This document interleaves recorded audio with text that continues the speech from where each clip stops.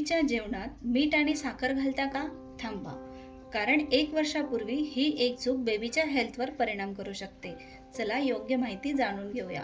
Maugham सिरीजमध्ये तुम्हा सर्वांचं स्वागत आहे आणि आजचा विषय आहे बेबीला मीठ आणि साखर कधी द्यावी. नंबर 1 वर्षापर्यंत बेबीच्या जेवणात मीठ आणि साखर घालणं टाळा. Number 2 mother's milk, formula milk आणि नैसर्गिक पदार्थांमधून बेबीला आवश्यक तेवढं सोडियम आणि नॅचरल शुगर मिळत असतं. त्यामुळे वेगळं मीठ किंवा साखर घालण्याची गरज नसते. नंबर 3 लहान वयात जास्त मीठ दिल्याने बेबीच्या किडनीजवर अतिरिक्त ताण येऊ शकतो. त्यामुळे शक्यतो 1 वर्षांपर्यंत मीठ टाळा. नंबर 4 जास्त साखर दिल्याने बेबीला गोड खाण्याची सवय लागू शकते. पुढे दातांच्या समस्या आणि जास्त गोड खाण्याची सवय लागू शकते.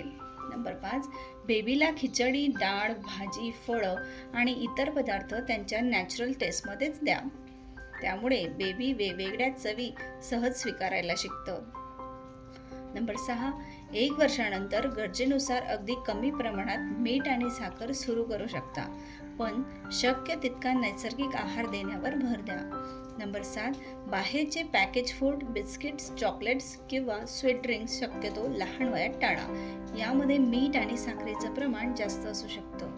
प्रत्येक बेबी वेगळा असतो, त्यामुळे बेबीच्या डाएटमध्ये कोणताही मोठा बदल करण्यापूर्वी आपल्या पीडियाट्रिशियनचा सल्ला नक्की घ्या. व्हिडिओ आवडला असेल तर लाईक, शेअर आणि चॅनलला सबस्क्राईब करायला विसरू नका. Happy parenting. बाय. भेटूया पुढच्या मॉम सिरीजमध्ये.